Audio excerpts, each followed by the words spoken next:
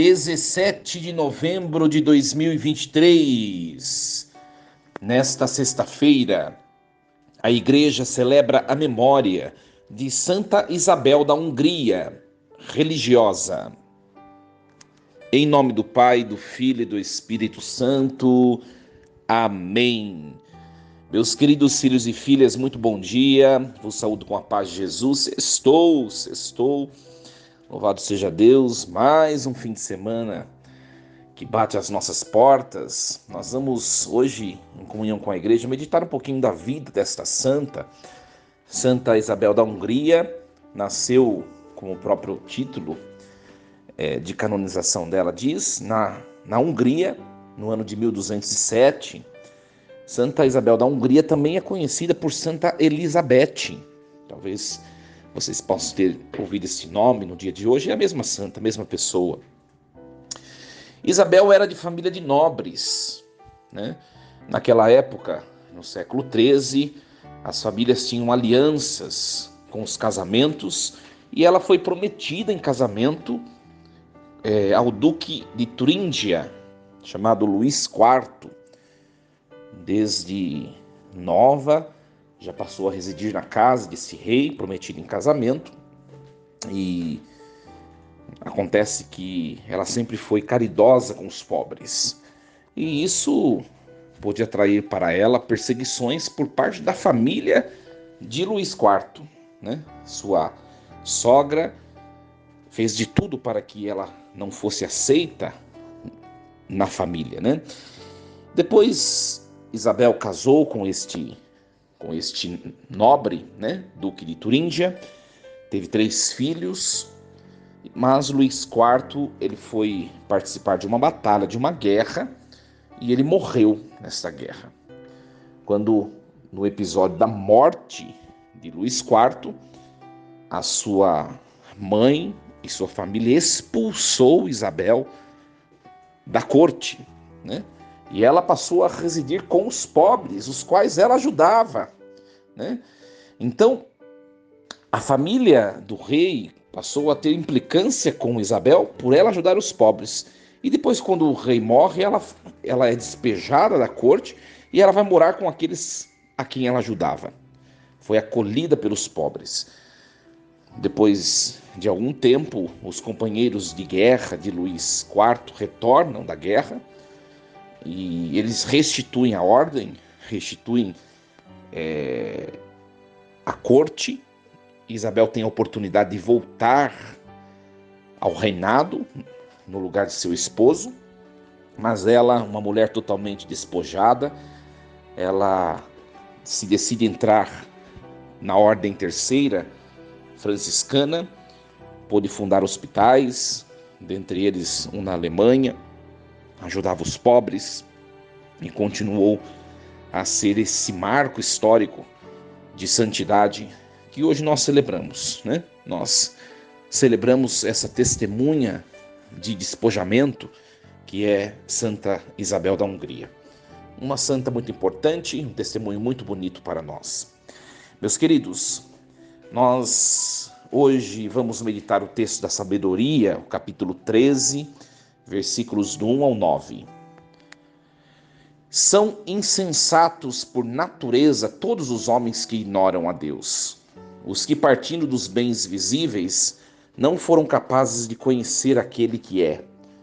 Nem tampouco pela consideração das obras chegaram a reconhecer o artífice. Tomaram por deuses, por governadores do mundo, o fogo e o vento, o ar fugídio, o giro das estrelas, a água impetuosa, os luzeiros do dia. Se encantaram por sua beleza, tomaram essas criaturas por deuses. Reconheçam quanto o seu Senhor está acima delas, pois foi o autor da beleza quem as criou. Se ficaram maravilhados com o seu poder e a sua atividade, concluam daí quanto mais poderoso é aquele que as formou. De fato, partindo da grandeza e da beleza das criaturas, pode-se chegar a ver, por analogia, aquele que as criou. Contudo, estes merecem menor repreensão. Talvez se tenham extraviado procurando a Deus e querendo encontrá-lo. Com efeito, vivendo entre as obras dele, põem-se a procurá-lo, mas deixam-se seduzir pela aparência, pois é belo aquilo que se vê.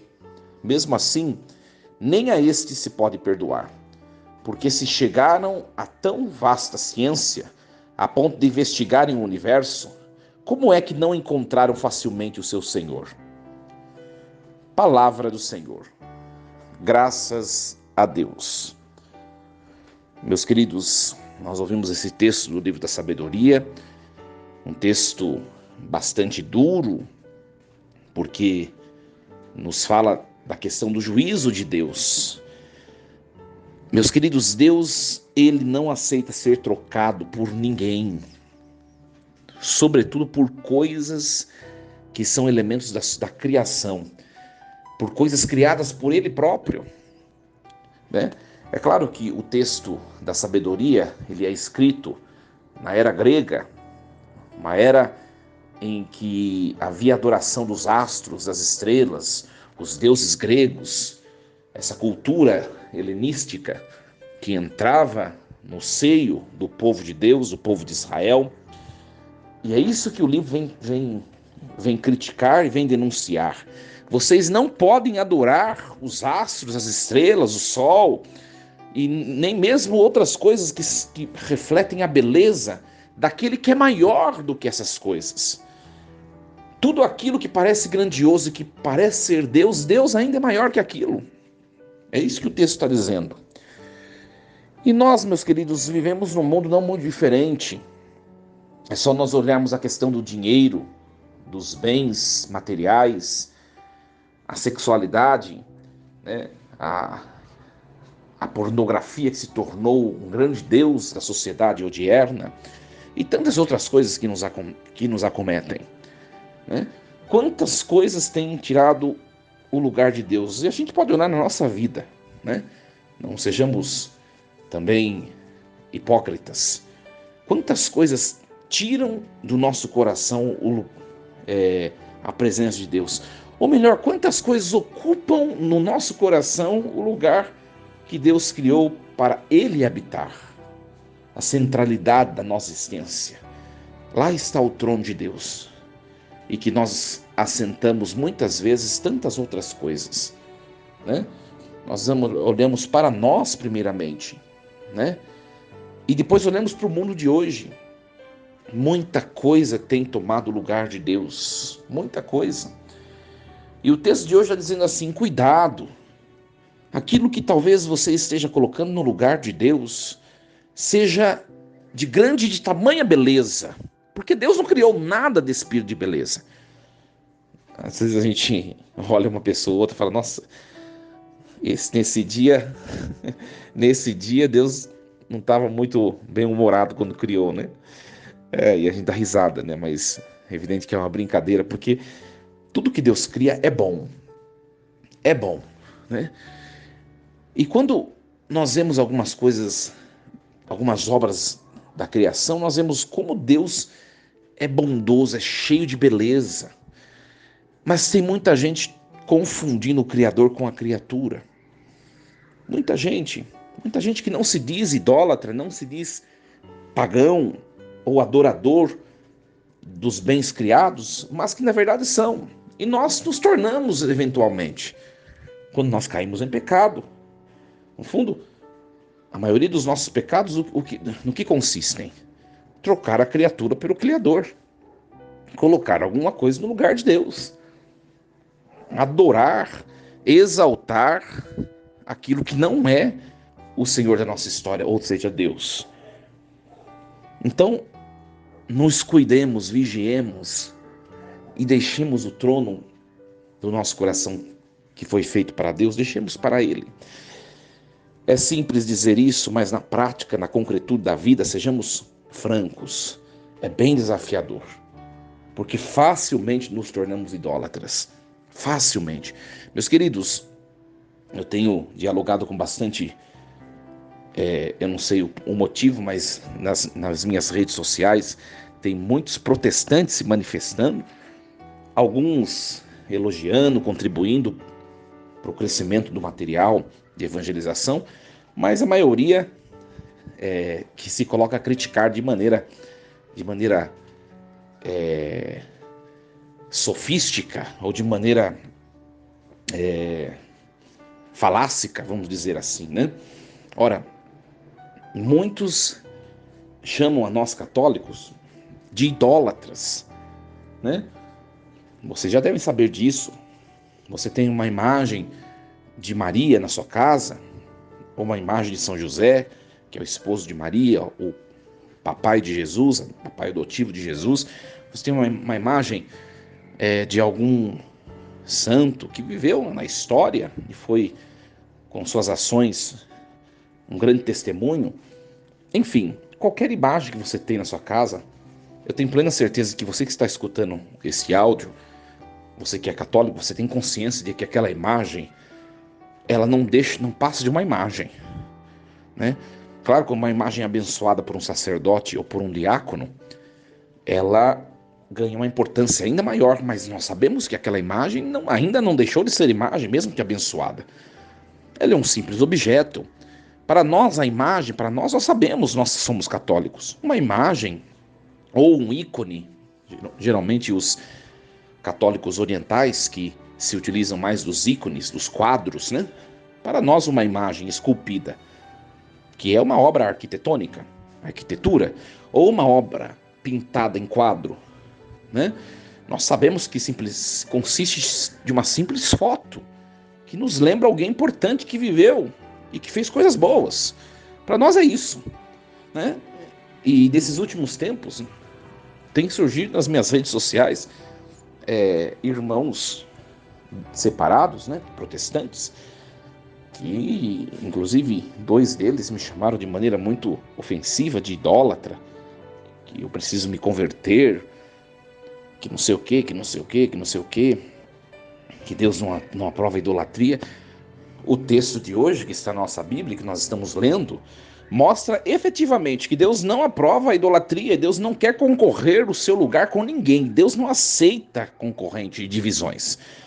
Ele nos quer por inteiro. A prova, nós sabemos isso, a prova de que nós sabemos isso é o texto de hoje, né? E nós temos que ter consciência do que significa você ter uma imagem dentro do seu lar. E agora convenhamos, por que eu estou falando disso? Para a gente não ser fundamentalista, como protestantes, que ficam dispensando atenção numa coisa tão vã, enquanto o que é mais importante é deixar de lado, né? Nenhum de nós adora a imagem. O que a gente tem é um respeito, sobretudo com a imagem abençoada, é um respeito, uma devoção um pouco maior.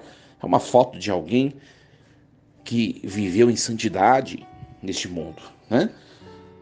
Mas agora não convenhamos. Se nós merecemos ser chamados de idólatras de um momento ou outro da nossa vida, não é por causa dessas imagens que nós temos em casa. Tenho plena certeza que ninguém se ajoelha e adora imagem nenhuma. O que tem nos feito idólatras? Eu tenho plena certeza que não são as imagens católicas, mas o sexo, a sexualidade, a sensualidade, que nós tentamos nos livrar dela e não conseguimos. Por quê? Porque aquilo se tornou deuses. Aquilo se tornou Deus no nosso coração. O vício da pornografia, o vício da masturbação, o vício do olhar desmesurado para onde nós não devemos olhar, o uso ilícito do dinheiro, né? A ambição, o desejo de ter. O dinheiro pode ser um grande ídolo a quem eu adoro no meu coração. E isso é muito mais grave, meus queridos, do que você ter uma imagem que representa uma pessoa que viveu no passado. Você não se prostra diante dessa imagem, você sabe que é uma simples imagem, você sabe que não é Deus aquilo. Mas essas coisas que o padre acabou de dizer, elas sim podem estar ocupando o trono de Deus no nosso coração quando nós não conseguimos nos desvincular delas. Tantas outras coisas, afetos, nós podemos estar fazendo de ídolo pessoas que fazem parte da nossa vida, até que as pessoas nos decepcionam e aí tudo acaba. Então sejamos francos, pés no chão, Coisas que podem se tornar ídolos são as coisas que mais nos provocam prazeres, facilidades, realizações momentâneas. Com essas coisas nós devemos ter cuidado para que elas não nos tirem de Deus. Reflitamos nós, né? Reflitamos nós. Outra coisa que pode estar sendo ídolo na nossa vida. Você pode não ter problema com sua sexualidade, você pode não ter problema com dinheiro, mas tem problema com o poder, com a insolência, a arrogância. Você tem necessidade de estar à frente sempre, você tem necessidade sempre de se mostrar, você tem necessidade de ficar dando ordens, você tem necessidade de mandar, de humilhar o outro. Ou seja, o seu Deus não é nosso Senhor Jesus Cristo, mas é o seu ego, a sua arrogância. Convenhamos, não é um ídolo muito pior do que uma simples foto que nós temos de um santo em casa? Outra coisa que pode estar ocupando o lugar de Deus, a nossa preguiça, o lazer desmesurado, né? Ou demasiado, quando eu não tenho disposição para fazer nada, eu não quero fazer nada, eu não faço nada e as coisas ficam acumuladas e eu fico saboreando o prazer, o deleite que me dá esta vida devagar, esta vida vazia, esta vida sem iniciativa. É um grande Deus, muito pior, que causa muito mais problemas, ou melhor, que não resolve muitos problemas e ocupa o lugar de Deus no nosso coração. Então, meus queridos, nós que somos católicos, pés no chão, não mais ouçamos esses discursos tão vazios e tão tontos, tão bobos, de imagens, de santos e não sei o quê, que Deus não gosta da idolatria. A idolatria, nós estamos envolvidos a ela quando nós nos deleitamos das coisas prazerosas na nossa vida e nós fugimos das nossas obrigações. Isso é idolatria, fazer de coisas, de pessoas ou de bens nossos deuses. E ora, vou dar uma notícia a você. O tempo todo nós vivemos pé cá ou pé lá, né? Um pé aqui e um pé lá. O que pode estar falando? Nós vivemos o tempo todo com o coração ora longe de Deus, ora em Deus. Ora longe de Deus, ora em Deus. Ou seja, um coração ora adorador do Deus verdadeiro, ora idólatra de alguma coisa. Nós somos assim. O grande testemunho do Antigo Testamento para nós é que o Antigo Testamento ele vai tomar muito a questão dos objetos que o povo esculpia para adorar como Deus, que é diferente de uma imagem católica, né? Mas o grande testemunho do Antigo Testamento, o povo que se aproxima de Deus recebe perdão, mas daqui a pouco está se afastando de Deus. Não é isso que a Bíblia sempre fala? O povo é perdoado, daqui a pouco volta à idolatria. Somos nós. E somos todos nós, todos, católico, protestante, qualquer que seja a denominação cristã, qualquer que seja a religião, todos nós. A nossa carne nos trai, a nossa carne nos torna adoradores de nós mesmos. É uma luta viver a santidade, ou seja, viver a adoração única ao Deus verdadeiro, nosso Senhor Jesus Cristo. É uma luta. Paremos de hipocrisia, de discursos que não levam ninguém a nada, e simplesmente discursos que julgam os outros. Que esses não sejamos nós, mas que nós olhemos para nós. Eu pelo menos conheço os riscos, aquilo que tem risco de tomar o lugar de Deus no meu coração. Eu sei o que é. Você sabe? Ou você vive de maneira totalmente sem se ater, sem conhecer a você mesmo, uma vida sem conhecimento próprio. Deus nos ajude a vencer as nossas idolatrias, na sinceridade do nosso coração. Eu e você, nós nos conhecemos, nós sabemos as nossas dificuldades, os nossos desafios. Força e coragem. Desejo uma sexta-feira abençoada a você, cheio de Deus, que Deus efetivamente seja o centro da nossa vida, da nossa história. Só a Ele adoremos, só a Ele busquemos. Esse é o sonho de Deus para nós. Em nome do Pai, do Filho e do Espírito Santo. Amém. E lembremos-nos sempre: Deus está no comando de tudo.